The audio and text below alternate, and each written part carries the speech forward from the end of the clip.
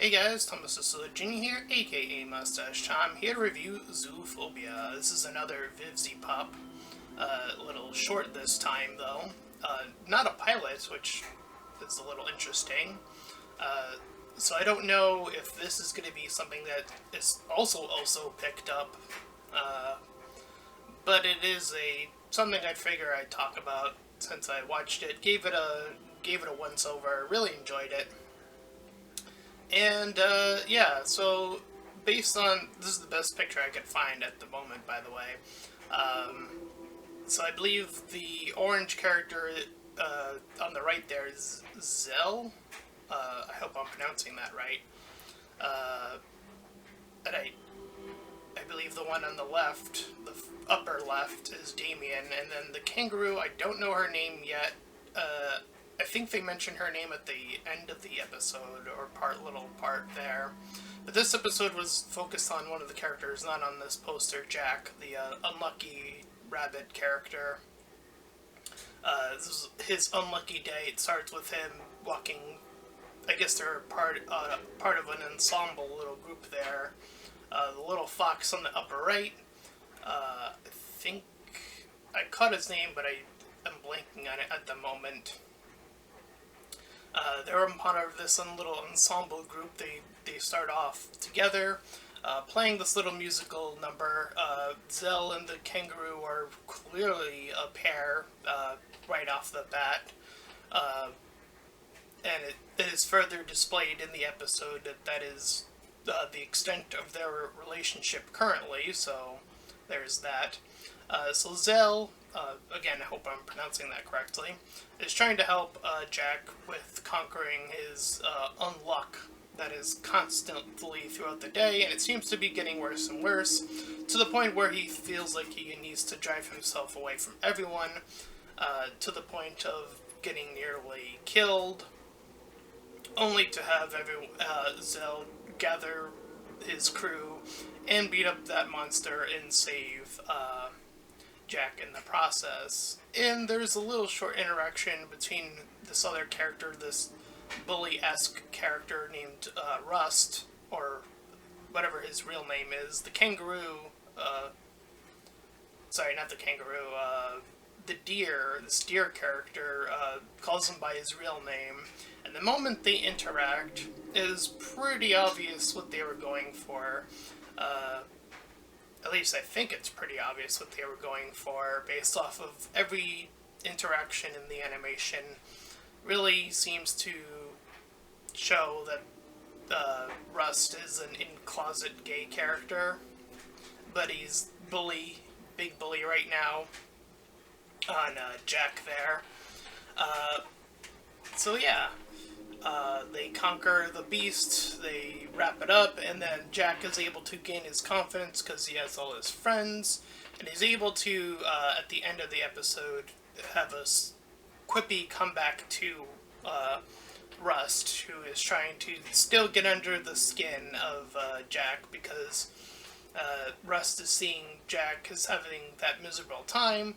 He's trying to shift, whatever deep down stuff is going on with himself onto, is projecting is the word I would use.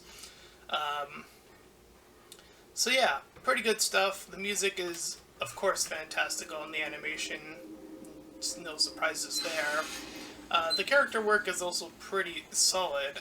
There are quite a few characters that we don't see a lot. A lot of these characters on the poster we don't see in this little short. Damien, as I mentioned, it's almost like a cameo appearance, is what I can best describe it as, in terms of what this part is based off of. But we're primarily following Jack, so I think that's fine for now. Setting up other characters, like I mentioned, for the about approximately 11 or however many minutes this is, they do quite a bit of setup for these particular characters, with the exception of, I feel like the only one who actually didn't really get a lot is Damien. He only got that little quick thing at the beginning where he burns the piano. But we shall see if anything more comes of it. In terms of the little bully character, Rust, as I mentioned, and the whole in-closet gay thing, that is just a theory I have, but it's a theory based off of the way their interactions are, the writing, and animation. So I think it's a safe bet to say that that's where they're leaning that character towards. And if they write it well, and if they take their time with it, if they shift the character properly, I would be safe in saying that Rust in this deer character, I don't know his name, I think they mention it very briefly at the end. I'll have to give it a once-over again, I think. But, again, if they write that part well, and if they shift it correctly, I'm going to say that they would have the best gay character and a gay couple in animation history currently, because there's no other gay couple that I can think of that's well written. Again, that's particularly mentioning male-on-male relationships in animation. Again, I can't really think of any off the top of my head, especially well-written characters on top of that. So this is going to be a uphill battle, I feel, for these two characters. Again, if they take their time with it, they can really pull that off. Zell seems to be the heroic main character. He's, again, clearly in his relationship with the kangaroo character in the center of the poster here. But in terms of, again, I'm actually a little bit more interested in the gay couple, if I'm being honest, because as I mentioned, there aren't really many well-portrayed gay characters I've ever seen. The only other gay couple in animation I've seen is in Heartbeat. I think that's what it was called, between the two younger characters in high school. And it's just, there's no words. I reviewed that. I think it's In a Heartbeat. I think that's what it's called.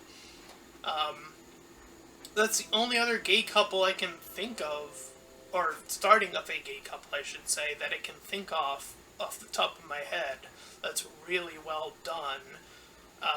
But there's no dialogue. So here we have dialogue. We have an opportunity to hear what these characters are saying, so they have that advantage, but it also creates a disadvantage in terms of, I hope they don't rush it, because you can end up having a bad relationship come from that.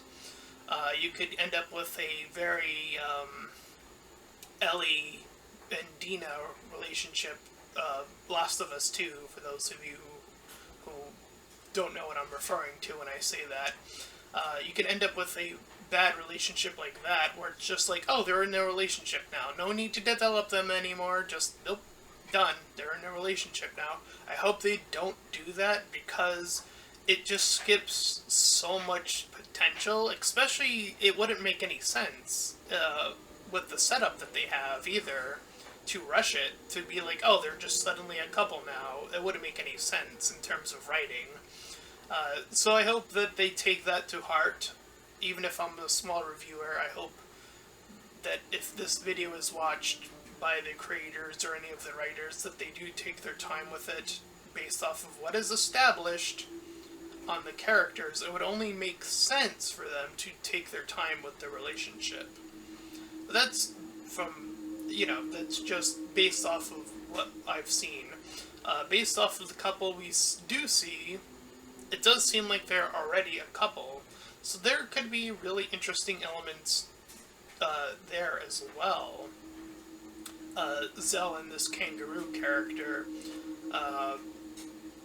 it seems to be like they tend to hop on these very heroic, this very heroic journey at the end of the episode. So let's see how they can push and pull each other as characters and develop their relationship that's already established even further. That's what's going to make their dynamic relationship really work. But I don't know too much about the kangaroo other than she's a great singer, um, and that she's willing to partake in the action as well. It's the only two things I can gauge off of the character based off of this little short. So we shall see where they also go with that. And you can tell that this is a good animated short project. Apparently this is also based off of a comic. I haven't really looked into it, the comic, that much. I'm really basing off of all the information I have on the little short that I saw. So we shall see if this continues on along with their other animated projects, or, you know, if it's gonna just be several short things. Who knows? I don't. So, you know, it's gonna be interesting, and you could tell that this is really solid in terms of animation, writing, and quality. Because you already have people really wanting to invest in the world and create their little OC characters. That's usually a sign of, oh, you did a good job with this. Me, myself, I can already envision myself what I would want to do if I could be a part of this. That's the quality that this holds. I would want to partake, because I can see the vision. Now, the name of Zoophobia is interesting. It implies that there are going to be other creatures that we see, and then probably also not you know, based on this poster anyway, it does seem like there are human characters. There are new human characters in the episode of the little short animation, so it'll be interesting to see where the human aspect comes in and what their deal is, and if, you know, how that dynamic is if they do continue to do this. That's the other segment.